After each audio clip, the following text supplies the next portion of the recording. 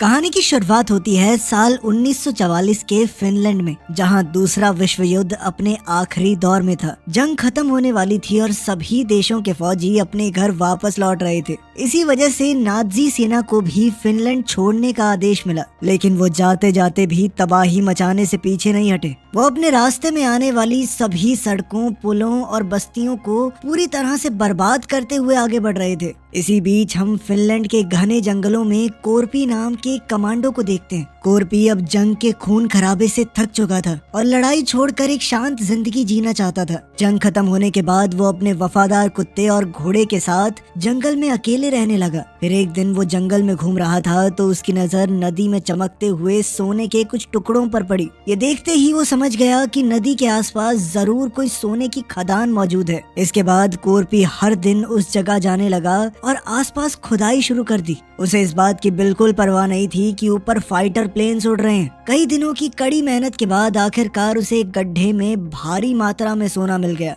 सोना देखते ही कोरपी की आंखों में खुशी के आंसू आ गए, क्योंकि वो जानता था कि अब उसकी जिंदगी पूरी तरह बदल सकती है। उसने इस सोने को अपने टेंट में छुपा दिया और पूरी रात जाग कर उसकी रखवाली करता रहा, क्योंकि उसे डर था कि कहीं कोई आकर उसका सोना न चुरा ले। अगली सुबह कोरपी ने सारा सोना एक बैग में भरा और अपने घोड़े पर सवार होकर वहाँ से निकल पड़ा। साथ ही उसका वफादार कुत्ता भी उसके पीछे पीछे चलने लगा। कुछ घंटों के सफर के बाद उसकी मुलाकात नाजी सेना के जनरल ब्रूनो से हुई, जो अपने सैनिकों के साथ आगे बढ़ रहा था। ब्रूनो के पास एक खतरनाक टैंक था और उनके साथ फिनलैंड की कई औरतें भी थी, जिन्हें नाजी सैनिक जबरदस्ती अपने साथ ले जा रहे थे। असल में ये सैनिक अपने जिस्म की भूख मिटाने के लिए उन औरतों का गलत फायदा उठाते थे। इसी दौरान हम वुल्फ नाम के एक नाजी सैनिक को देखते हैं, जो एक औरत के साथ जबरदस्ती कर रहा था। कोरपी ने ये सब अपनी आंखों से देखा, लेकिन वो किसी मुसीबत में नहीं फंसना चाहता था, तो वो ब्रूनो और उसके साथियों को अनदेखा करके आगे बढ़ने लगा। कुछ ही पलों में वुल्फ ने कोरपी को मारने के लिए अपनी बंदूक उठाई, मगर ब्रूनो ने उसे रोक दिया। उसके मुताबिक ये बूढ़ा आदमी वैसे ही अपनी मौत के बहुत करीब है। थोड़ी दूर जाने के बाद कोरपी को रास्ते में कई लाशें दिखाई दी। इन सब के कातिल नाजी सैनिक ही थे, लेकिन कोरपी को इनसे कोई फर्क नहीं पड़ा, क्योंकि युद्ध के दौरान उसने भी कई लोगों को इसी तरह बेरहमी से मारा था। अब आगे बढ़ने पर कोरपी को एक ट्रक दिखाई दिया जिसमें 4 नाजी सैनिक मौजूद थे। उन्होंने कोरपी को घोड़े से उतरने को कहा। तभी उनकी नजर कोरपी के बैग पर पड़ी। उन्होंने शक के आधार पर बैग खोला और उसमें सोना देखकर सभी दंग रह गए। तब कोरपी समझ गया कि ये लोग उसका सोना लूटकर उसे मार डालेंगे, इसीलिए उसने सबसे पहले अपने कुत्ते से भागने को कहा। उसे भागते हुए देखकर एक सैनिक ने कुत्ते पर गोलियां चला दी, मगर वो जैसे तैसे भाग निकला। इसके बाद एक सैनिक ने कोरपी पर गोली चलाने की कोशिश की, पर तभी कोरपी ने अपना चाकू निकालकर उसके सर में दे मारा, जिससे उसकी मौके पर ही मौत हो गई। अब बाकी सैनिकों ने भी उस पर हमला बोल दिया, लेकिन कोरपी ने अपने चाकू की मदद से एक एक करके उन्हें मौत के घाट उतार दिया। साथ ही उसने एक सैनिक को ढाल बनाया ताकि वो गोलियों से बच सके। तभी बचे हुए एक सैनिक ने उसे पीछे से पकड़ने की कोशिश की, तो कोरपी ने उसके हाथ को मरोड़कर उसकी गन से ही उसे गोली मार दी। इधर ब्रूनो और उसके साथियों को जब गोलियों की आवाज सुनाई दी तो वो उसे देखने के लिए वापस पीछे गए, लेकिन तब तक तो कोरपी वहाँ से जा चुका था। तभी ब्रूनो ने देखा कि उसके सैनिकों की पूरी टुकड़ी को किसी ने मार दिया है। उसी समय उसे एक सैनिक की जेब में सोने का टुकड़ा दिखाई दिया, तो वो समझ गया कि उसके साथियों को उसी बूढ़े आदमी ने मारा है और उसके पास ढेर सारा सोना है। अब ब्रूनो ने भी कोरपी का पीछा करने का फैसला कर लिया। थोड़ी देर बाद उसे रास्ते में कोरपी दिखाई दिया और वो तुरंत अपने टैंक से कोरपी पर गोलियां चलाने लगा। ये देखकर कोरपी ने भी अपने घोड़े की रफ्तार बढ़ा दी और जल्दी से वहाँ से निकलने लगा। इसी चक्कर में कोरपी एक माइन फील्ड में जा पहुंचा, जहाँ नाजी सैनिकों ने ढेर सारी माइन बिछाई हुई थी। उसी पल ब्रूनो ने अपने साथियों को शूट करने से मना कर दिया और हंसते हुए कहा कि ये बूढ़ा आदमी कुछ ही पलों में खुद ही ब्लास्ट हो जाएगा। तभी अचानक कोरपी के घोड़े ने एक माइन पर पैर रख दिया, जिससे वहाँ पर जबरदस्त धमाका हो गया और कोरपी बुरी तरह घायल हो गया। इस धमाके में उसके घोड़े ने अपनी जान गंवा दी। फिर ब्रूनो ने वहां आकर देखा कि कोरपी अपना सोना उठाकर बैग में रख रहा था, लेकिन वो वहीं रुक गया और कोरपी को देखता रहा। सच तो ये था कि वो सोना उठाने के लिए माइनफील्ड में जाने का खतरा मोल नहीं लेना चाहता था, इसीलिए वो कोरपी के मरने का इंतजार करने लगा। अब जैसे ही कोरपी ने सोना उठाया तो ब्रूनो ने अपने सैनिकों को कोरपी को मारने का आदेश दे दिया, लेकिन कोरपी भी कोई ऐरा गैरा फौजी नहीं था। उसने सोने के साथ एक पत्थर उठाया और सीधा एक माइन पर निशाना लगाया, जिससे वहाँ जबरदस्त धमाका हुआ। ब्लास्ट के धुएं का फायदा उठाकर कोरपी वहीं छुप गया। अब नाजी सैनिक उसे मारने के लिए धुएं में गोलियां चलाने लगे, लेकिन कोरपी एक ढाल की मदद से बचता चला गया। थोड़ी देर बाद ब्रूनो ने एक सैनिक को भेजा कि देख क्या बुड्ढा मरा या नहीं, लेकिन तभी एक माइन उड़ती हुई फौजी के करीब आकर गिरी और उसकी मौके पर ही मौत हो गई। अब ब्रूनो ने 2 और सैनिकों को वहां भेजा, लेकिन वो भी माइन के धमाकों में मारे गए। फिर जैसे ही धुआं साफ हुआ तो वो समझ गए कि कोरपी वहां से भाग गया है।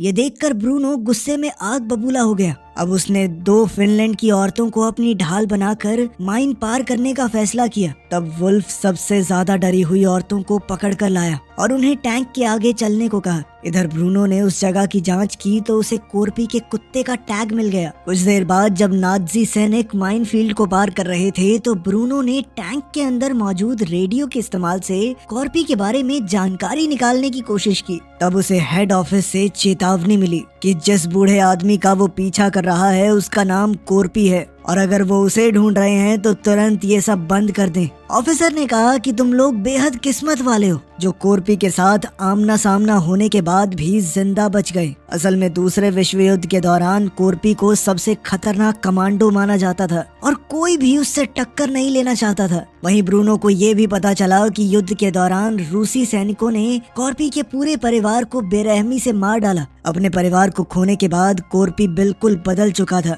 वो इतना खतरनाक हो गया था कि उसने अपने सीनियर अफसरों के आदेश तक नहीं माने। आखिर में हालात ऐसे हो गए कि वो अकेला ही जंगल में रूसी सैनिकों का शिकार करने लगा। तब से लेकर अब तक कोरपी अकेले 300 से ज्यादा रूसी सैनिकों को मौत के घाट उतार चुका है। अंत में ऑफिसर ने ब्रूनो से साफ शब्दों में कहा कि ज्यादातर लोग कोरपी को अमर मानते हैं और उसके पीछे जाना खुद मौत को दावत देने के बराबर है। लेकिन ब्रूनो को इस चेतावनी से ज्यादा फर्क नहीं पड़ा। उसने कोरपी का पीछा जारी रखने का फैसला किया। असल में नाजी सेना को युद्ध हारने के बाद बहुत कड़ी सजा मिलने वाली थी और ब्रूनो अब उस सोने के दम पर रिश्वत खिला के अपनी सजा से बचना चाहता था। इसी लालच की वजह से वो किसी भी कीमत पर कोरपी से सोना छीनना चाहता है। तभी हम कहानी में वापस कोरपी को देखते हैं। रास्ते में उसे एक जला हुआ ट्रक दिखाई दिया और वो वहीं ट्रक के पीछे लेटकर छुप गया। उसने अपने शरीर में फंसी गोलियों को चाकू की मदद से निकाला और दर्द से कराहते हुए अपने जख्मों पर धूल डाली ताकि खून रुक जाए। थोड़ी ही देर में कोरपी का कुत्ता भी वहां आ गया, लेकिन कोरपी ने उसे पास ना आने का इशारा किया, इसीलिए उसने दूरी बनाए रखी और दूर से ही उसे देखता रहा। अब ज्यादा खून बहने और थकान की वजह से कोरपी की आंख लग गई। इधर कुछ ही घंटों में नाजी सैनिक उस इलाके में आ पहुंचे। उनकी आहट सुनते ही कोरपी की नींद खुल गई और उसने देखा कि नाजी फौजी उसे ढूंढने के लिए खोजी कुत्तों का सहारा ले रहे हैं। हालात भांपते हुए कोरपी तुरंत ट्रक के नीचे छुप गया और वहां से उनकी हर हरकत पर नजर रखने लगा। फिर जैसे ही नाजियों का ट्रक आया, कोरपी तुरंत चुपके से उनके ट्रक के नीचे घुस गया और उसके फ्यूल टैंक को काट दिया। जल्द ही पेट्रोल उसके शरीर पर गिरने लगा, जिससे उसके शरीर की गंध दब गई और कुत्तों को उसके होने का कोई सुराग नहीं मिला। मजबूर होकर नाजी सैनिकों ने कोरपी को पकड़ने के लिए एक नया आइडिया लगाया और वहीं पर डेरा डाल लिया। थोड़ी देर बाद जब कोरपी ने वहां से निकलने की कोशिश की तो अचानक एक कुत्ते ने उसे देख लिया और जोर जोर से भौंकने लगा। इस वजह से सैनिकों का पूरा ध्यान उस पर चला गया और वो कोरपी पर गोलियां बरसाने लगे। इस दौरान एक गोली सीधा कोरपी के पैर में जा लगी, फिर भी वो हिम्मत दिखाते हुए वहां से भाग निकला। ये सब देखकर ब्रूनो ने अपने कुत्तों को कोरपी के पीछे छोड़ दिया। अब कुत्तों से जान बचाने के लिए कोरपी ने अपने शरीर में आग लगा ली और पास ही झील में कूद गया। सैनिक तो अब भी उस पर अंधाधुंध फायरिंग कर रहे थे, पर ब्रूनो ने उन्हें रोक दिया और कोरपी के झील से बाहर आने का इंतजार करने लगा। अब काफी देर हो चुकी थी पर कोरपी झील से बाहर नहीं आया था। फिर जैसे ही उसने झील से निकलने की कोशिश की तो सैनिकों ने ताबड़तोड़ फायरिंग शुरू कर दी और वो दोबारा पानी में चला गया। कुछ ही पलों में उसने झील के पानी में खून फैला दिया ताकि सबको लगे कि कोरपी मर चुका है। ये सोचकर 3 नाजी सैनिक सोना निकालने के लिए एक नाव लेकर झील के बीचों बीच पहुंचे। उनमें से एक सैनिक पानी में उतरा, लेकिन अचानक कोरपी ने उसे पकड़कर अपने चाकू से मार डाला। देखते ही देखते पानी की सतह खून से लाल हो गई। ये मंजर देखकर ब्रूनो ने दूसरे सैनिक को पानी में भेजा, पर उसका भी यही हश्र हुआ। अब तीसरा फौजी तो डर के मारे घबरा गया और नाव लेकर भागने लगा, लेकिन ब्रूनो ने गुस्से में आकर उसे वहीं गोली मार दी। उसी समय अचानक कोरपी झील के पानी से बाहर आ गया और गोलियों से बचने के लिए तीसरे सैनिक की लाश को अपनी ढाल की तरह इस्तेमाल करते हुए वहां से भाग निकला। तभी ब्रूनो की नजर झील के किनारे खड़े कोरपी के कुत्ते पर पड़ी, जो अपने मालिक तक ना पहुंच पाने की वजह से बेबस होकर रो रहा था। कोरपी के कुत्ते को देखकर ब्रूनो के दिमाग में एक नया और खतरनाक प्लान तैयार हो गया। दूसरी ओर लगातार कई घंटे चलते रहने के बाद कोरपी आखिरकार एक शहर में पहुंचा, लेकिन वो शहर पूरी तरह उजड़ा हुआ था। अब कोरपी हद से ज्यादा थक चुका था, इसलिए उसने गैस स्टेशन के अंदर जाकर थोड़ा आराम करने का फैसला किया। घायल पैर के दर्द को झेलते हुए वो सोने की कोशिश कर रहा था, पर इसी बीच उसके जहन में वो डरावना दिन ताजा हो गया जब उसने अपने पूरे परिवार को खो दिया था। खैर, काफी मशक्कत के बाद कोरपी की आंख लग गई, लेकिन थोड़ी देर में अचानक अपने कुत्ते के भौंकने की आवाज सुनकर उसकी नींद टूट गई। जागते ही वो अपने कुत्ते से मिला, लेकिन उसी पल उसे एक भयानक सच्चाई का एहसास हुआ। असल में कोरपी ने देखा कि उसके कुत्ते के शरीर पर एक डायनामाइट बंधा हुआ था। उसने बिना वक्त गवाए डायनामाइट को अलग करके दूर फेंक दिया, लेकिन उसी पल जोरदार धमाका हो गया। इस धमाके से कोरपी उछलकर जमीन पर जा गिरा और फिर बेहोश हो गया। जब कोरपी को होश आया तो उसने देखा कि ब्रूनो उसके सामने खड़ा था और अब कोरपी उसकी कैद में था। ब्रूनो ने उसका सारा सोना छीन लिया और उसकी जेब में जानबूझकर एक छोटा सा टुकड़ा छोड़ दिया। आखिर में ब्रूनो ने कोरपी को फांसी देने का फैसला किया, लेकिन कोरपी अभी भी मरा नहीं था। असल में उसने फांसी से बचने के लिए अपना पैर लकड़ी में लगी हुई एक कील के सहारे टिका लिया था। इसके बाद कोरपी ने अपने दूसरे पैर को भी धीरे धीरे लकड़ी पर टिकाया। उसे दर्द बहुत हो रहा था, लेकिन इस तरह उसने मौत के फंदे से खुद को बचा लिया। वहीं उसका वफादार कुत्ता उसके पास ही बैठा रहा और चुपचाप अपने मालिक के नीचे उतरने का इंतजार करने लगा। इसी तरह पूरी रात गुजर गई। सुबह होते ही एक प्लेन वहां पर लैंड हुआ। प्लेन की तेज हवा से कोरपी की गर्दन पर बंधी हुई रस्सी टूट गई और वो नीचे जमीन पर जा गिरा। थोड़ी देर बाद प्लेन से 2 पायलट बाहर निकले और फ्यूल की तलाश करने लगे। तभी उनकी नजर कोरपी और उसके कुत्ते पर पड़ गई। एक पायलट ने अपने साथी को उन दोनों को गोली मारने को कहा, लेकिन दूसरा पायलट डर के मारे हिचकिचाने लगा। इसी मौके का फायदा उठाकर कोरपी ने अचानक पायलट के पैरों पर वार कर दिया। पायलट बैलेंस बिगड़ने से नीचे गिर गया और उसका सर एक पत्थर पर जोर से टकरा गया, जिससे वो वहीं बेहोश हो गया। अभी दूसरा पायलट आगे बढ़ रहा था, लेकिन कोरपी ने फुर्ती से एक ईंट उठाकर उस पर हमला बोल दिया। इस वक्त कोरपी को लगा कि अब शायद वो अपना खोया हुआ सोना कभी वापस हासिल नहीं कर पाएगा और उसने ब्रूनो का दिया हुआ सोने का टुकड़ा भी वहीं जमीन में दफना दिया। लेकिन तभी उसकी नजर बेहोश पड़े दूसरे पायलट पर गई, क्योंकि वो अभी भी जिंदा था। यहीं से उसके दिमाग में एक नया प्लान बना। उसने इसी पायलट के प्लेन के सहारे ब्रूनो तक पहुंचने का फैसला किया ताकि वो अपना सोना वापस पा सके। लेकिन आगे बढ़ने से पहले कोरपी ने अपने पैर में धसे हुए मेटल के टुकड़े निकाले और दर्द की परवाह किए बिना घाव को आग से जलाकर एक तार की मदद से कसकर बांध दिया। ये सब देखकर वो पायलट तो डर के मारे पूरी तरह सहम गया। इसके बाद कोरपी ने अपने वफादार कुत्ते को वहीं छोड़ दिया और अकेले ही प्लेन में बैठकर ब्रूनो की तलाश में निकल पड़ा। दूसरी तरफ नाज़ी सैनिकों को रास्ते में एक क्रैश हुआ प्लेन दिखाई दिया। जांच करने के लिए वुल्फ प्लेन के अंदर गया तो उसने देखा कि हादसे में पायलट की मौके पर ही मौत हो चुकी थी। लेकिन तभी वुल्फ की नजर पायलट के गले में पड़ी हुई रस्सी पर गई। ये वही रस्सी थी जिससे उन्होंने कोरपी को फांसी दी थी। ये देखते ही वुल्फ समझ गया कि कोरपी अभी भी जिंदा है और वो अपना बदला लेने के लिए वापस जरूर लौटेगा। साथ ही ब्रूनो भी ये जान गया था कि कोरपी कोई आम इंसान नहीं है। इस डर की वजह से ब्रूनो ने अपने सभी आदमियों को तुरंत वहां से हटने का आदेश दे दिया। इसके बाद हम 2 नाज़ी सैनिकों को देखते हैं जो कुछ फिनिश औरतों के साथ एक ट्रक में बैठे थे और कोरपी के बारे में आपस में बातें कर रहे थे। उनकी बातें सुनकर आनो नाम की एक औरत हंसने लगी। आनो ने उन्हें बताया कि रशियन सैनिकों ने भी कोरपी को मारने की बहुत बार कोशिश की है, लेकिन आज तक कोई भी उसे खत्म नहीं कर पाया, क्योंकि कोरपी कितनी भी बड़ी मुसीबत से बचकर निकल जाता है और फिर अपने दुश्मनों को ढूंढ कर मारता है। फिर उसने आगे बताया कि फिनिश भाषा में कोरपी को सीसू के नाम से जाना जाता है, जिसका मतलब है हिम्मत और बहादुरी, और अब वही सीसू उन सब का अंत करेगा। ये कहते हुए उसके चेहरे पर एक अजीब सी खुशी नजर आ रही थी। तभी अचानक कोरपी ने एक सैनिक पर हमला कर दिया और उसे मारकर ट्रक से नीचे फेंक दिया। जब दूसरा सैनिक बाहर झांकने आया तो कोरपी ने उसे भी पकड़कर नीचे घसीट लिया, जिससे वो टैंक के नीचे आकर कीड़े की तरह कुचला गया। इधर आनो ने मरे हुए सैनिक का हथियार उठाने की कोशिश की, लेकिन तभी कोरपी ट्रक के अंदर आ गया। वहाँ अपने देश की औरतों को देखकर वो समझ गया कि नाज़ियों ने उन्हें जबरदस्ती कैद करके रखा हुआ है और वो सभी बेगुनाह हैं। इसलिए कोरपी ने उन्हें हथियार सौंप दिए। इसके बाद वो ट्रक की छत पर चढ़ गया और ड्राइवर को मारकर नीचे फेंक दिया। अब उसने आनो से ट्रक चलाने को कहा ताकि वो उसकी मदद कर सके। इसके बाद आनो ट्रक को टैंक के करीब ले जा रही थी, लेकिन टैंक में मौजूद लोगों को शक हो गया। इसीलिए सभी औरतों ने मरे हुए सैनिकों की बॉडी का इस्तेमाल किया ताकि किसी को भी सच्चाई का पता न लग जाए। इसके बाद आनो अपना ट्रक दूसरे ट्रक के पास ले गई।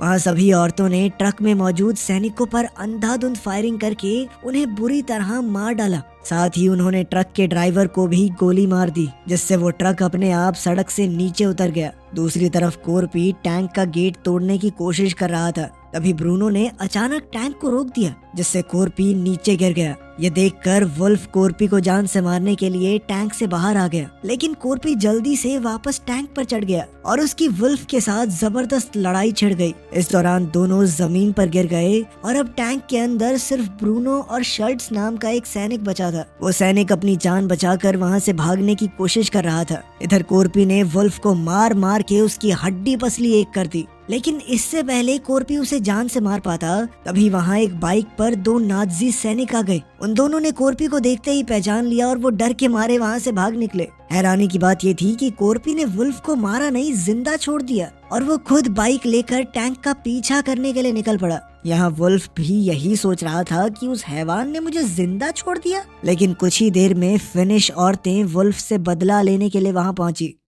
इसी बीच ब्रूनो की मुलाकात एक पायलट से हुई और उसने उसके प्लेन से भागने का प्लान बनाया। तब पायलट ने उसे बताया कि मेरे प्लेन में सिर्फ एक इंसान के बैठने की जगह है। ये सुनते ही ब्रूनो ने बेरहमी से अपने ही साथी शर्ट्स को गोली मार दी और खुद प्लेन में बैठकर वहाँ से भाग निकला। लेकिन तभी अचानक कोरपी वहाँ आ पहुँचा और उसने प्लेन पर धुआंधार फायरिंग शुरू कर दी। जैसे ही प्लेन टेक ऑफ करने लगा, कोरपी तुरंत प्लेन के बिल्कुल नीचे पहुँच गया और उसने अपनी एक छोटी कुल्हाड़ी की मदद से उसे पकड़ लिया। उधर ऊपर बैठे ब्रूनो को लग रहा था कि वो कोरपी को पीछे छोड़ाए, लेकिन कोरपी बिना वक्त गवाए प्लेन के पहिए को पकड़कर उसी रास्ते से अंदर घुस गया और सीधा बॉम्ब रूम के फ्लोर तक पहुंच गया। तभी अंदर से आने वाली आवाजों को सुनकर ब्रूनो को शक होने लगा, पर पायलट कहने लगा कि प्लेन बहुत पुराना है, इसीलिए ऐसी आवाजें आती रहती हैं। लेकिन इसके बाद भी ब्रूनो का शक कम नहीं हुआ। सच जानने के लिए उसने खुद बॉम्ब रूम की तरफ जाने का फैसला किया। फिर जैसे ही दरवाजा खुला तो अचानक कोरपी ने उस पर झपट्टा मार दिया